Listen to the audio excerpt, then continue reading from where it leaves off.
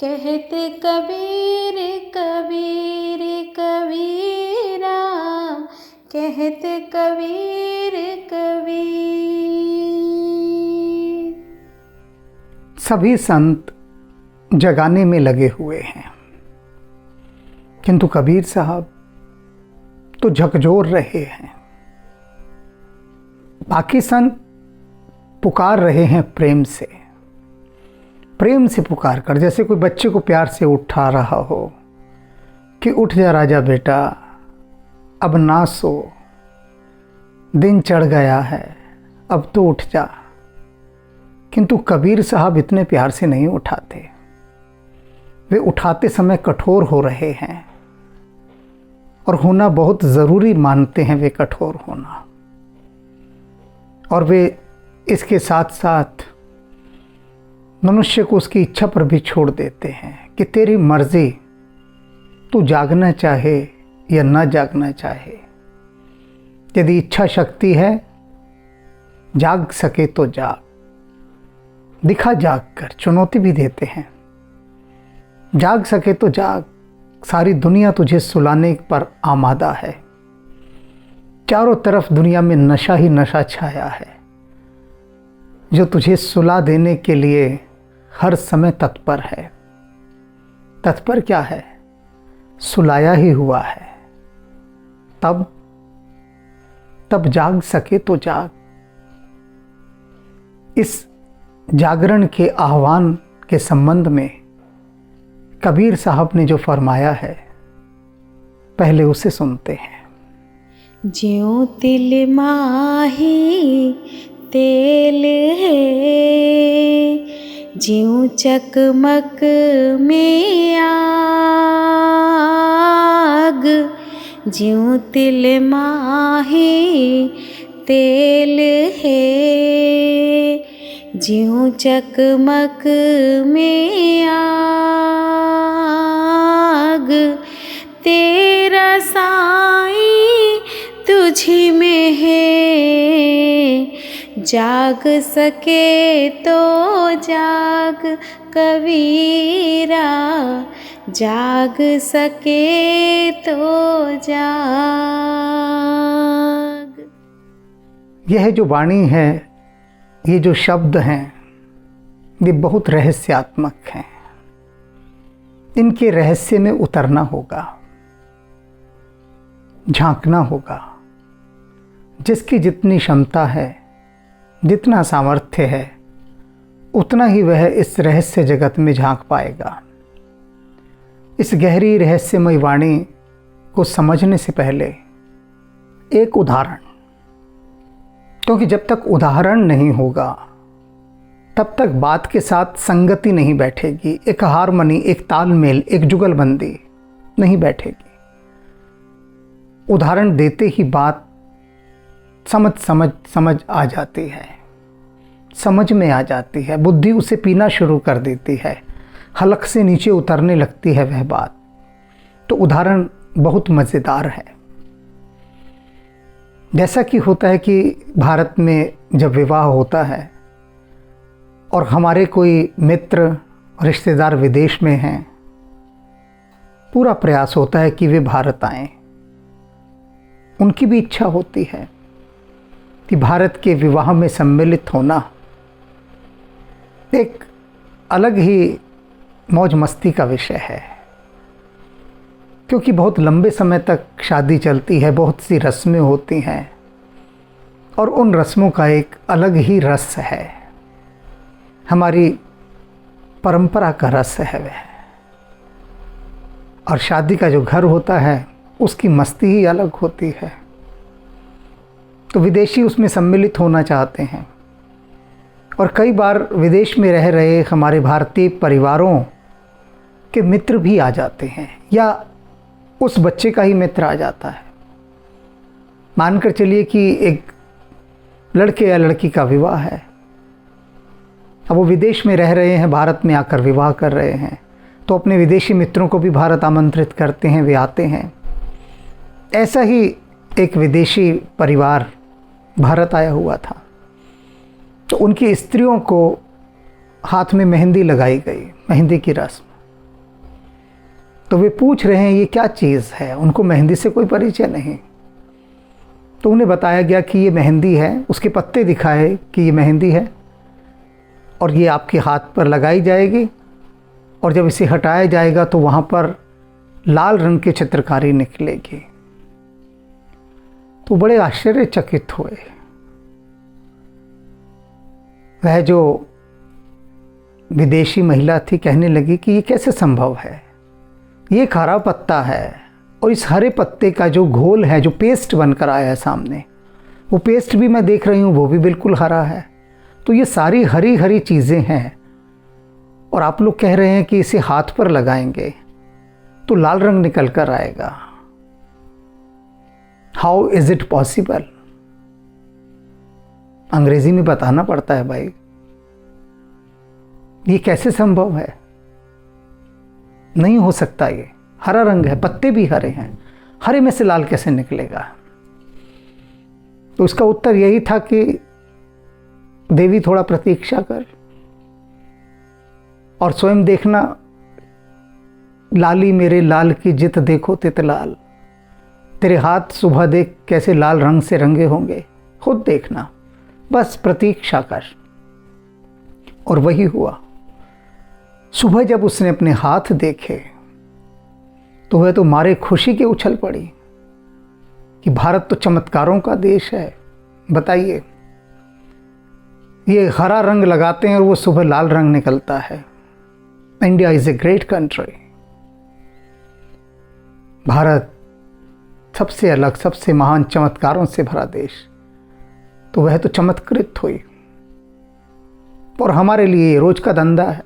अरे हमें कहाँ चमत्कारित होना, रोज देखते हैं, परवाह भी नहीं करते। वो तो खुशी से नाच रही है और कह रही है कि मैं ये पत्ते अपने देश में भी ले जाना चाहूँगी, ये चीज़, और अपने मित्रों को, परिवारों को दिखाऊंगी कि देखो कैसा चमत्कार है कि भारत में कैसा पत्ता है कि हाथ पर लगाओ तो लाल रंग की चित्रकारी उस पर निकल कर आती है। और हमें कोई खुशी नहीं होती, मेहंदी लग भी जाती है, हाथ में लाल रंग भी आ जाता है, लेकिन मन में लालिमा नहीं आती। रोज का धंधा है ना, ऊब चुके हैं देख देख कर। जबकि मेहंदी के रंग को देखना बहुत बड़े सौभाग्य का प्रतीक है। मेहंदी लगे हाथों को निरंतर देखते रहना। और देखते हैं ना, शादी में फोटोग्राफर नौटंकी करवाता है, लड़की को कहता है ऐसे हाथ दिखाओ, वो हाथ दिखा रही है, हाथ के भीतर दूल्हे का, फिर वो कंप्यूटर की टेक्निक से वहाँ फ़ोटो लगाता है। ठीक है, वह कोई गलत नहीं है, खेल हैं, बच्चों के खेल हो रहे हैं, होने भी चाहिए खेल। कोई ये नहीं कि वो कोई गलत चीज़ है कि वो ऐसे करता है कि हाथ दिखाओ और ये सब कर रहा है। ये फोटोग्राफी सेशन, ये सब, ये है जीवन का अंग, होना भी चाहिए। उम्र भी है, समय भी है, मौका है, दस्तूर है, सब कुछ ठीक है, कुछ गलत नहीं है। लेकिन जो उसकी वास्तविकता है कि मेहंदी लगे हाथों को निरंतर देखना और उसके देखने से जो प्रभाव होता है वो तो हृदय ही जानता है।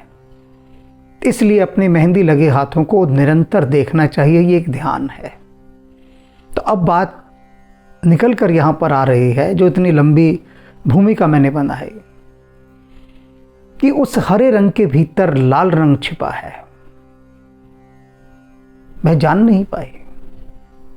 ठीक इसी प्रकार से हम भी बहुत सारी चीज़ों को नहीं जान पाते कि परमात्मा किस किस चीज़ में कहाँ कहाँ छिपा है। वह तो सब में छिपा है। किंतु कबीर साहब कुछ उदाहरण दे रहे हैं हमें समझाने के लिए। वे उदाहरण समझने बहुत, उसके माध्यम से वे समझा रहे हैं, क्योंकि हमें बात तब समझ में आती है जब कोई उदाहरण हमें दिया जाता है। तो कबीर साहब कहते हैं कि अच्छा छोड़ो सब बात छोड़ो, और एक बात बताओ, तिल होता है, यही जो आप गुड़ तिल खाते हैं, कहते हैं तिल माही जो तेल है, तिल के अंदर तेल निकलता है तिल में से। कहावत सुनी है ना, इन तिलों में तेल नहीं। और तिल का तेल भी आप खाते हैं। अब कोई आपको तिलों के बीज दिखाई रखे हुए और कहे कि इनमें तेल भरा हुआ है, तो जो नहीं जानता जैसे कि वह लड़की नहीं जानती थी कि इस मेहंदी के अंदर लाली छिपी है, ऐसे ही जो तिलों से परिचित नहीं है, जो नहीं जानता, वह क्या कहेगा, अरे ये तो बीज हैं भाई, इनमें कहाँ का तेल आया। क्या बेकार की बात करते हो यार, तुम भी कह रहे हो इनमें तेल है। कबीर साहब कहते हैं जैसे इन तिलों में तेल है और जो चकमक में आग। चकमक एक पत्थर, अब तो माचिस हो गई। प्राचीन काल में जब माचिस नहीं थी तो दो पत्थर को रगड़ा जाता था ऐसे, उसे चकमक का पत्थर कहते हैं, उसमें से आग निकलती है रगड़ते हुए। तो कोई पत्थर को दे और कहे इसके अंदर आग है, तो सामने वाला कहेगा भाई इतना तो मूर्ख मत बनाओ, पत्थर में आग कहाँ से आ गई। लेकिन उसी चकमक को रगड़ने के बाद आग पैदा होती थी और आग जलती थी। तो कबीर साहब ने क्या बताया, जो तिलमाही तेल है, जो चकमक में आग, तेरा साईं तुझ में जाग सके तो जाग। कि जो तेरा भगवान है, तेरा जो साईं है, साईं शब्द स्वामी से आया है। स्वामी का बिगड़ा हुआ रूप साईं है। जो स्वामी नहीं बोल पाते थे लोग, जैसे जो लोग क्षेत्र नहीं बोल पाते थे तो वो खेत कहने लगे। खेत शब्द सुना होगा ना आप, किसान खेत में फसल उगाता है, तो ये खेत शब्द कहाँ से आया, मूल शब्द क्षेत्र है। तो क्षेत्र जो नहीं बोल सकते थे वो खेत बोलने लगे, जो स्वामी नहीं बोल सकते थे वो साईं बोलने लगे। साईं का अर्थ होता है भगवान। कबीर साहब कह रहे हैं तेरा साईं तुझ में, जिस परमात्मा को तू बाहर खोजता फिरता है, पागलों की तरह ढूंढता फिरता है, तुझ में ही बसा हुआ है। जाग सके तो जाग। यदि अपने को तू जगा सके, तू तो नींद में सोया हुआ है, तुझे दिखाई कहाँ दे रहा है। दिखाई देना माने समझ कहाँ आई है। अब हम भारतीय तो बहुत समझदार हैं, एक सेकंड में समझ जाते हैं कि भैया मेहंदी में लाली छिपी हुई है। बच्चा बच्चा जानता है, यहाँ का समझ है उस कितनी बड़ी, जानता है मेहंदी में लाली छिपी है। लेकिन वो पढ़ी लिखी, विदेश की पढ़ी लिखी इतनी बड़ी स्कॉलर, ज्ञानी, न जाने कितनी डिग्री ले ली हुई उसने, उस तक को ये बात नहीं पता जो हमारे भारत का बच्चा जानता है कि भैया मेहंदी में लाली होती है। और हम ज़रूरत से ज़्यादा कुछ ही जानते हैं, ज़रूरत से ज़्यादा। और उस ज़रूरत से ज़्यादा जानने का नुकसान क्या हुआ कि हम उन आश्चर्य को देखकर प्रसन्न नहीं होते। जैसे वह विदेश की लड़की प्रसन्न हुई मेहंदी की लाली को देखकर। हम कभी उछलते हैं, कूदते हैं, नाचते हैं कि आहा देखो रात को मेहंदी लगाई और सुबह हाथ मेरे लाल हैं, नाचो इन लाली को देखकर। क्या प्रभु का चमत्कार है कि हरियाली में लाली छिपा दी प्रभु ने, वाह। तो हम तो कभी ऐसे निर्दोष आश्चर्य से भरकर नाचते ही नहीं। हमारा नाचना ही खो गया है। हर चीज़ हमारे लिए कैजुअल हो गई है, सामान्य हो गई है। हम उनको देखकर आह्लादित नहीं होते, प्रसन्न नहीं होते। तो कबीर साहब क्या कह रहे हैं कि अपने समझ को बढ़ा इंसान, समझ को बढ़ा, जाग सके तो जाग, आंखें खोल और देख कि जैसे तिल के अंदर तेल होता है लेकिन तुझे दिखाई नहीं देता, क्योंकि तेल निकालने के लिए तो उसको पेलना पड़ेगा ना, कोल्हू में पीसना पड़ेगा। चकमक से आग निकालने के लिए उसे रगड़ना पड़ेगा, अर्थात चकमक के पत्थर को रगड़ना, तिल को कोल्हू में डालकर पीसकर तेल निकालना, ये सब साधना है, तपस्या है। ऐसे थोड़ी ना तेल निकल जाएगा, ऐसे थोड़ी ना आग जल जाएगी, नहीं जलेगी। उसके लिए उद्यम करना पड़ेगा, पुरुषार्थ करना पड़ेगा, परिश्रम करना पड़ेगा, कर्मयोग करना पड़ेगा, साधना करनी पड़ेगी। उस स्थिति को व्यक्ति पहुंच सके कि जब वह हर छिपी हुई चीज़ के अंदर भी परमात्मा को देख सके। जो सयाने हैं, जो समझदार हैं, वो तिल को देखेंगे और देखते ही हाथ जोड़ देंगे कि इनके अंदर तो तेल का भंडार है। चकमक को देखेंगे, हाथ जोड़ देंगे कि इसमें तो आग भरी है। लकड़ी को देखेंगे, कहेंगे ये तो आग भरी हुई है इसके अंदर, लकड़ी में भी। कौन कहेगा? जो सयाना है, जो जानता है कि इसके भीतर क्या समाया है, क्या छिपा हुआ है। वैसे ही हम सब के भीतर वह राम छिपा है, सोया है। उस सोए राम को जगाना पड़ता है। ऐसे नहीं जगता वो सोया हुआ राम। परमात्मा सबके भीतर है, पत्थर के भीतर भी है और जानदार चीज में भी है, जिसे हम कहते हैं। फूल में भी परमात्मा है, पत्थर में भी परमात्मा है, लेकिन पत्थर के अंदर परमात्मा इतने सूक्ष्म रूप में है, इतने सूक्ष्म रूप में है कि वहां सोया हुआ है। एक चट्टान है, क्या उसमें परमात्मा नहीं है? है, लेकिन इतने सूक्ष्म रूप में है कि उसे जगाया नहीं जा सकता। लेकिन एक नाचते हुए उसके पास घास के फूल में परमात्मा जीवित अवस्था में है, जागी अवस्था में है, नाच रहा है। और मनुष्य में परमात्मा है, लेकिन उसे जगाना पड़ता है, जिसे हम बुद्धत्व कहते हैं, एनलाइटनमेंट कहते हैं।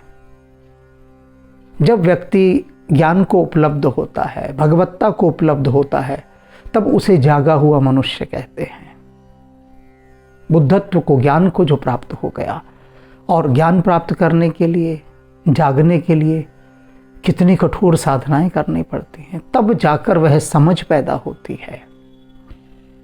तो यह देख पाती है कि सब जगह वही है और मुझ में भी वही है। उन लोगों को यहाँ कबीर साहब जगा रहे हैं जो बाहरी दौड़ में भटकते रहते हैं। उनसे कह रहे हैं कि तेरा साईं तुझ में जाग सके तो जाग, तेरा साईं। उसी के साईं की बात कर रहे हैं, ये देख लीजिए। क्योंकि सबके साईं अलग अलग हैं, सबके भगवान अलग अलग हैं, सबके भगवान। तो कबीर साहब कह रहे हैं कि तेरा जो भगवान है, जिससे तू अपना भगवान मानता है, सर्वे सर्वा मानता है, सर्वस्व मानता है, वह कहीं बाहर नहीं है। तेरा साईं तुझ में जाग सके तो जाग। अब तेरे अगर अंदर हिम्मत है, वो मादा है, वो जोश है, वो हौसला है कि तू अपने भीतर के साईं को जगा सके, तो पहले खुद जाग।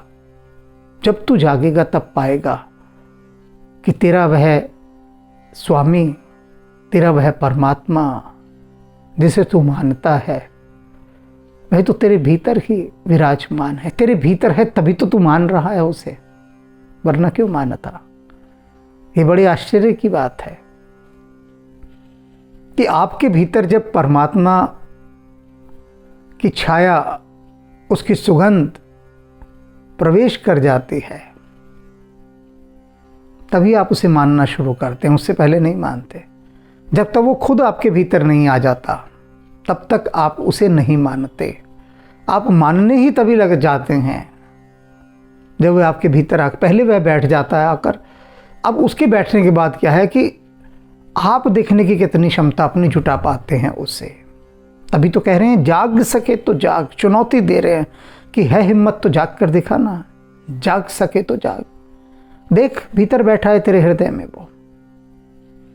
कपाट बंद है, कपाट को खोलने के लिए तुझे साधना करनी पड़ेगी। और साधना इतनी है कि स्वयं को इन बाहरी अज्ञानों से हटाकर अपने आप को जगाना है। और तेरे जागते ही वो कपाट स्वयं खुल जाएंगे, उन्हें खोलना नहीं पड़ेगा। क्योंकि वो जो कपाट है वो तेरे अज्ञान की ही कपाट है। कोई ऐसे नहीं कि मंदिर के किसी पुजारी ने आके बंद करके सांकल लगा के ताला लगा दिया हो ना। तेरे ही अज्ञान के कपाटों पर तूने ही ताला लगाया है। और उनके हटते ही जागते ही तो पा जाएगा अपने परमात्मा को। तो सारभूत बात क्या है कि अपने उस परमात्मा को, जिसे भी आप भजते हैं, पूजते हैं, मानते हैं, उसकी खोज, उसकी तलाश अपने आप को जगाकर करनी है। अवेयरनेस, सावधानी। और क्या है स्वयं को जगाना? स्वयं को जगाने का एक ही अर्थ है कि सब में आप उसको देखना शुरू करें। यहां से समझ बढ़ती है। जब हम भेद दृष्टि लेकर चलते हैं तब समझ समाप्त हो जाती है। तब जागना तो हो ही नहीं सकता और गहरी नींद हो जाती है। हम यदि केवल यही माने कि कबीर साहब ने कहा ना, तेरा साईं तुझ में। अब हम ये मान लें कि जिसे हम भगवान मानते हैं उसे ही सारी दुनिया भगवान माने। अगर वह किसी और को मानता है तो इसका मतलब वह गलत है। यह सोच आ जाना है, अज्ञान है, यही नींद है, भेद बुद्धि नींद है। तो भेद बुद्धि को समाप्त करोगे तो कबीर साहब की यह बात अपने आप समझ में आ जाएगी। ज्यों तिल माही तेल है, ज्यों चकमक में आग, तेरा साईं तुझी में है। जाग सके तो जाग कबीरा, जाग सके तो जाग।